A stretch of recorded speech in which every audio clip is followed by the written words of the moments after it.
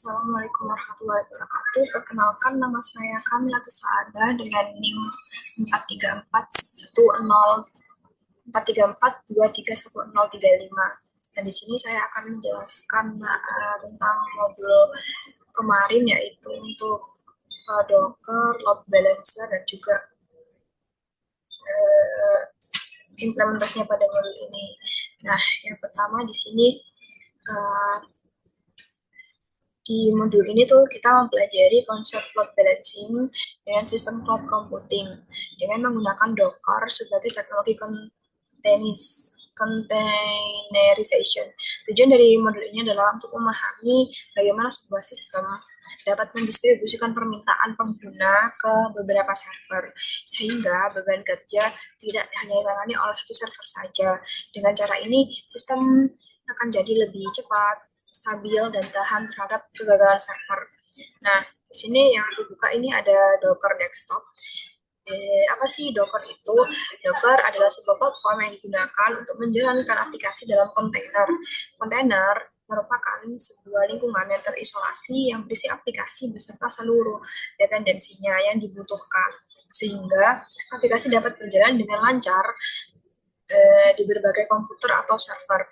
Dengan menggunakan Docker ini, proses instalasi aplikasi menjadi lebih mudah, cepat, dan konsisten karena kita tidak perlu mengatur konfigurasi sistem secara manual di setiap perangkat.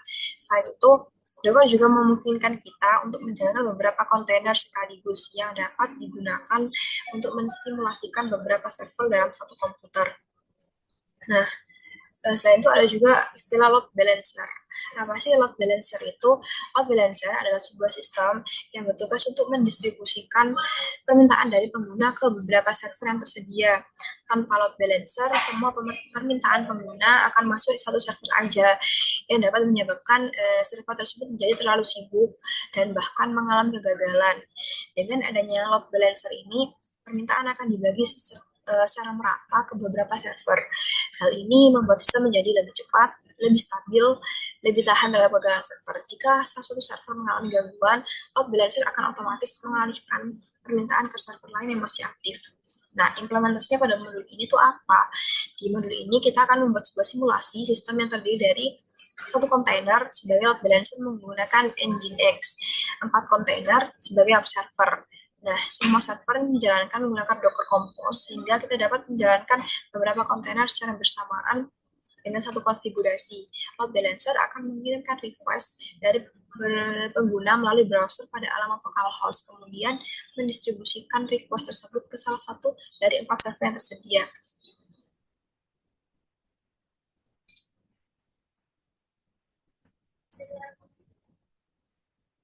Dan sebelum itu kita akan melakukan uji coba untuk mengetahui pengetahuan kita tentang cloud computing. Di sini saya akan menjawab pertanyaan dari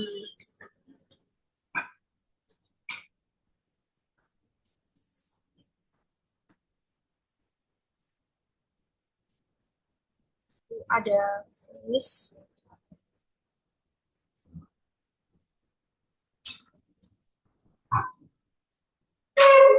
Nah, ini ada kuis tentang cloud computing. Gimana kita untuk permainan tadi itu ada di awal.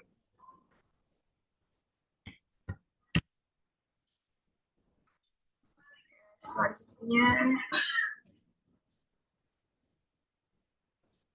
terus apa tugas-tugas input atau load balancer di toko kita. Tugas penting ini untuk membagi orang kepentingan agar tidak antre. Kalau tiba-tiba menjadi sangat banyak, apa yang dilakukan robot auto scaling?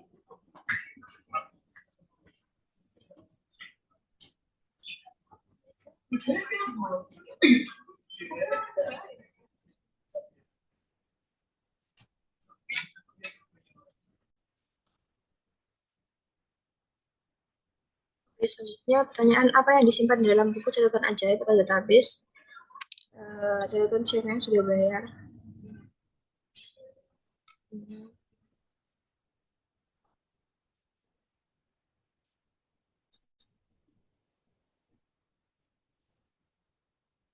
Berikutnya, kenapa kita butuh pagar base tidak terlihat secure data firewall untuk mengusir orang jahat hacker? Apa yang terjadi kalau robot autoscaling melihat toko sudah sepi? Bahan akan menghilang. Ya, mana foto-foto mainan yang bagus disimpan supaya cepat muncul di HP pembeli di CDN, server dekat dengan pembeli.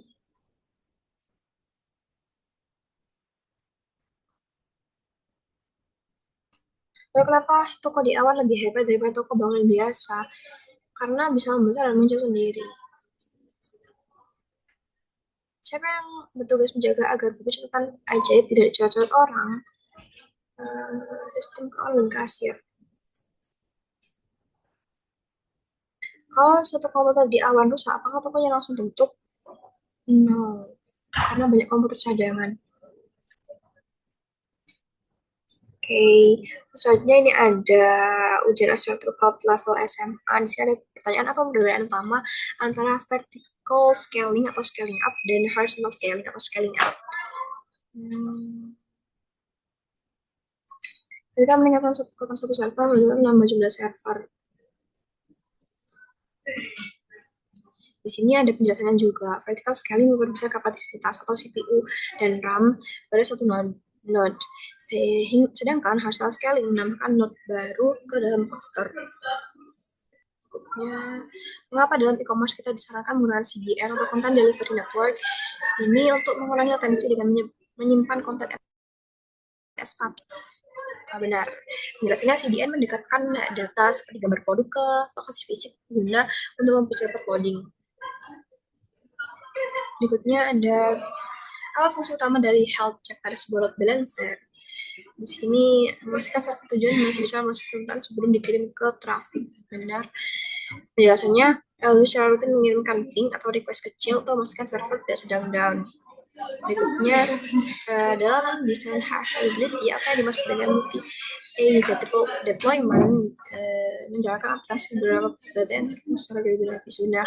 Penjelasannya, multi executable availability zone memastikan jika satu gedung data center mati, misalnya karena banjir, aplikasi tetap jalan di gedung lain karena ada cadangannya. Selanjutnya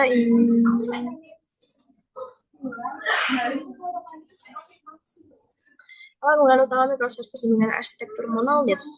Ini satu layanan bisa diupdate tanpa menggunakan yang lainnya.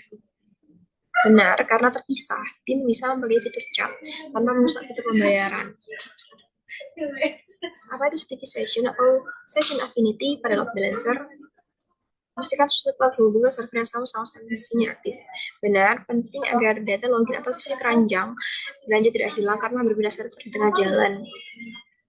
Jadi kalau udah masuk ke satu server tersebut, kalau nanti masuk lagi, berarti dia akan diarahkan ke server yang udah dia akses sebelumnya, biar nggak hilang datanya. Selanjutnya, mengapa pengguna in-memory cache seperti Redis sangat krusial bagi e-commerce? Jawabannya untuk mempercepat pengambilan data yang sering diakses tanpa membebani data utama. Penjelasannya, mengambil data dari RAM atau cache jauh lebih cepat daripada mengambil dari disk atau database SQL karena mengurangi traffic.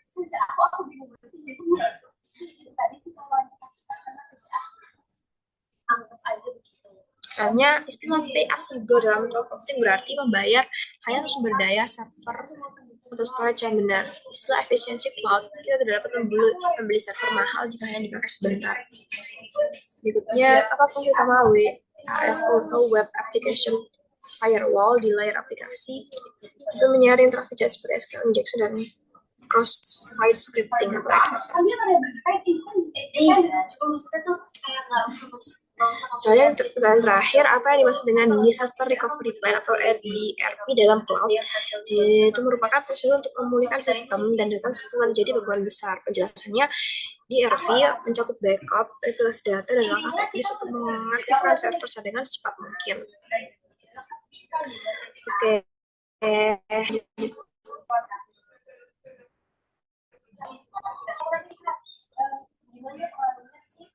Ini pertanyaan uji komprehensif arsitektur cloud tingkat doktoral.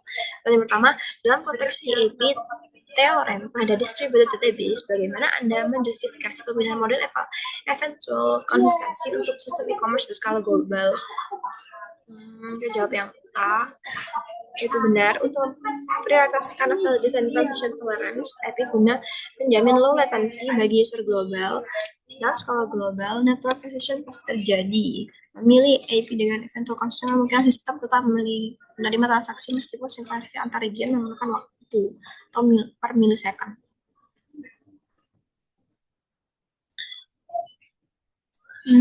Bagaimana implementasi si dasar pattern dalam arsitektur service mesh seperti Istio membantu memisahkan bisnis logic dari infrastructure concern? Dan ini jawabannya kemungkinan A, karena sidecar mengenai aspek komunikasi seperti MTLS, observabilitas, dan circuit breaking secara transparan. Penjelasannya dengan proxy sidecar, pengembang aplikasi tidak perlu menulis kode untuk keamanan jaringan atau trace dalam logika bisnis mereka.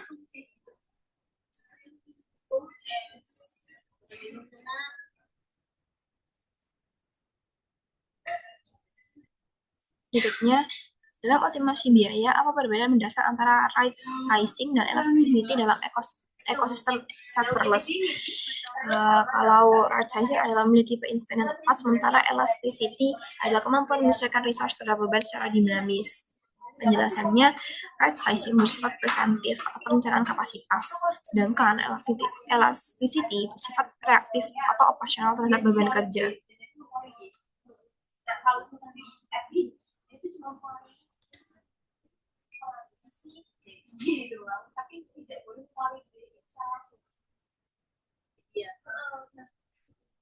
Berikutnya, jelaskan fenomena cold start pada function as a service atau FAS dan strategi mitigasi teknisnya pada level arsitektur.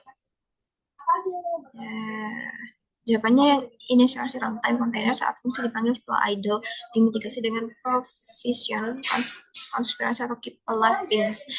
Penjelasannya, cloud provider perlu menyiapkan environment saat fungsi dipanggil pertama kali. Mitigasi melibatkan menjaga kontainer tetap hangat atau menyediakan instance siap pakai. Apa implikasi dari data sovereignty terhadap desain arsitektur multi-region pada perusahaan multinasional? Data user harus simpan dan proses dalam jurisdiksi hukum tempat user berada. Penjelasannya, arsitektur harus memastikan data residensi mengikuti regulasi lokal yang seringkali memaksa isolasi data antara region. Selanjutnya, mengapa chaos engineering atau misal kami menggunakan chaos monkey dianggap krusial untuk sistem cloud native berskala besar? Jawabannya, untuk mengidentifikasi kegagalan sistem atau failure modes dengan cara menginjeksi kegagalan pada lingkungan produksi terkendali. Penjelasannya, dalam sistem terdistribusi, kegagalan adalah kepastian. Menyerang sistem sendiri membantu membangun resilience dan self-healing. Selanjutnya, apa perbedaan antara infrastruktur as code deklaratif, misalnya Terraform, dan imperatif, misalnya AWS CLI scripts. Di sini deklaratif mendeskripsikan apa status akhir yang diinginkan. Imperatif mendefinisikan bagaimana utama akan mencapainya. Infrastruktur as code deklaratif lebih stabil karena sistem mengatur transisinya, sementara imperatif berurutan terhadap kesalahan. Saatnya dalam konteks cloud security, jelaskan konsep micro-segmentation dan perbedaannya dalam segmentasi dengan tradisional. Mengatur traffic east-west antara workload individu di level kernel atau bukan sekedar north-south di level router. Saatnya, apa itu serverless RDBMS dan bagaimana ia menangani tantangan connection pooling dibandingkan database tradisional? Ia menggunakan proxy layer atau connection multiplexing untuk menangani ribuan koneksi singkat dari fungsi serverless. Penjelasannya, database tradisional sering crash jika mendapat ribuan koneksi singkat atau ephemeral. Serverless RDBMS memisahkan komplit dari storage untuk menangani lonjakan ini. Selanjutnya, pertanyaan terakhir, mengapa observability dianggap sebagai superior daripada monitoring tradisional dalam sistem terdistribusi microservice? Monitoring hanya memberitahu apa yang salah. Observability membantu memahami mengapa terjadi melalui korelasi log, metrik, dan tracing. Penjelasannya, observability just like metric, event, logs, traces, mungkin kita mendebug sistem tanpa harus mengetahui pola kegagalan sebelumnya. Nah, itu semua tuh buat pengetahuan kita tentang cloud computing mulai dari tahap SD, tahap SMA, dan juga profesor atau doktoral. Soalnya ini ada komen-komen tentang Docker mulai dari run, start, stop, dan lain sebagainya. Dan di sini saya akan mencoba untuk mengimplementasikan Docker load balancer dengan membuat beberapa server. Di sini yang pertama itu kita buat dulu foldernya load balancer test. Lalu kita buat file YML dan juga Nginx configuration ya. Ini isinya kayak gini. Kita buat webnya tuh ada 4. Isinya sama nginx demos hello. Jadi di sini juga kita konfigurasinya kayak gini. Nanti di sini udah di running, ini udah nyala. Nah ini bisa dicek lewat web localhost. Bisa dicek lewat web localhost di sini. Atau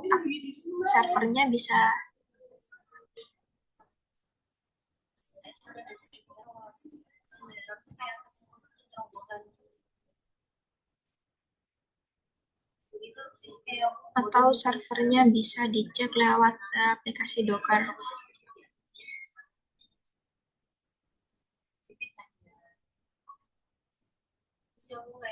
Di sini. Nah, ini kan tadi udah di running semua, ini udah nyala semua, hijau-hijau ini udah nyala. Ini coba kita matiin salah satu. Ini harusnya kita kalau setiap nge-refresh webnya ini masuk ke server yang berbeda. Ini kan masuk ke server 72.18.0.5. Di belakangnya ada 5. Coba kita refresh.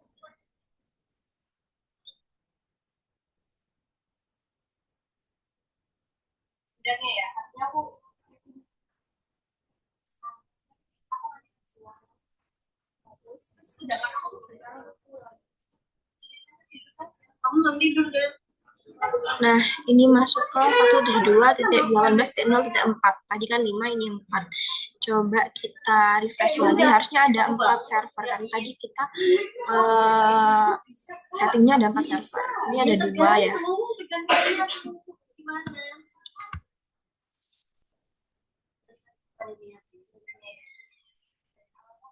Nah, di sini servernya berbeda lagi, 172.18.0.2, tadi .5.4, lalu titik 2 ini udah ada 3 server. Selanjutnya coba lagi refresh lagi.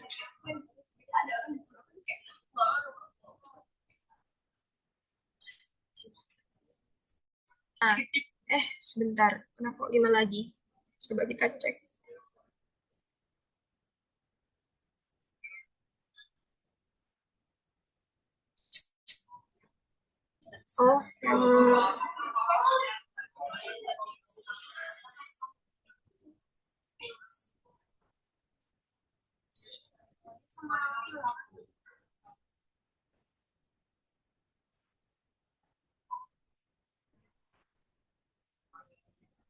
Harusnya ada 4. Tadi kan udah titik 5, titik 4, titik 2, titik 5, titik 4.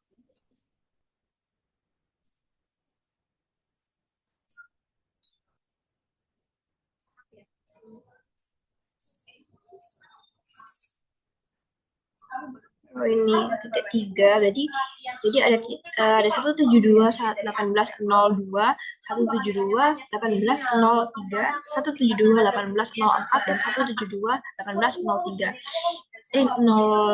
05. Ada 4 server yang sedang running atau mulai. Di sini juga bisa dilihat di Dockernya. Nah, ini ada 4 web atau server yang sedang jalan. Coba kalau kita matiin salah satu, Kalau mati kita pakai Docker stop.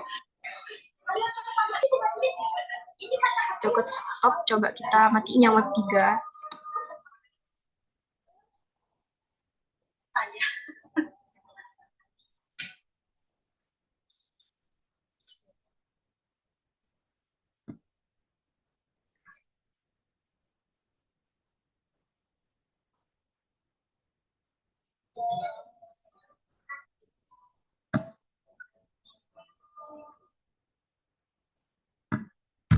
Coba dilihat lagi berapa yang sedang jalan.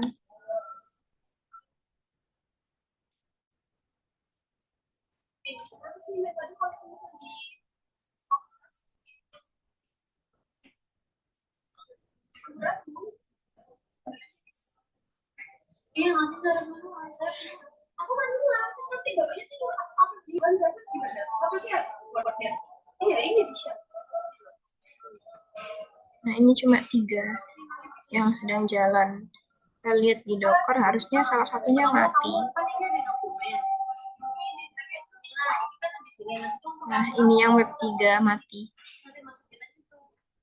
Kita coba reload atau refresh di sini, harusnya cuma 3 servernya. Ini kan yang mati berarti yang keempat. Ini yang server 172.18.0.2.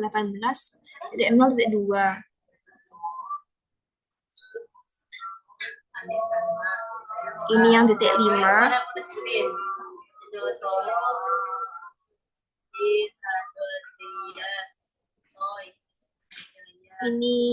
Ini yang titik 4.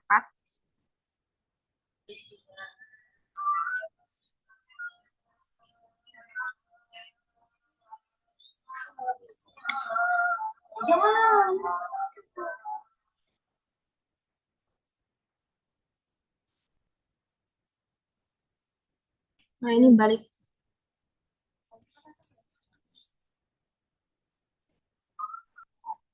Di sini balik lagi ke titik 2, jadi cuma ada 02, 05 sama 04. Yang 03 ke mati. Coba kita nyalain lagi, nyalainnya tuh dengan Docker start. Jadi Docker stop ini ya. Kita nyalain lagi.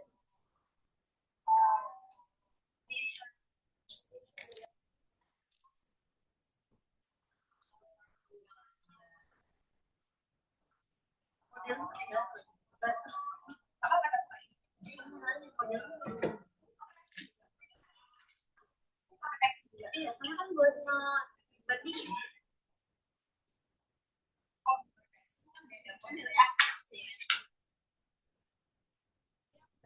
Kita coba lihat. Nah ini udah ada 4 lagi. Seharusnya di sini udah running lagi.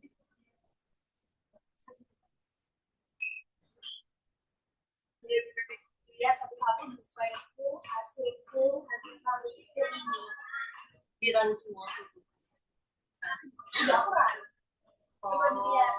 Salah.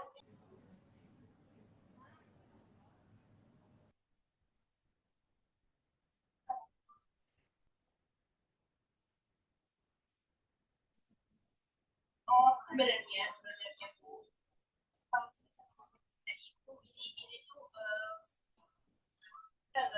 variannya tuh di besar. Dan jadinya aku tuh ini.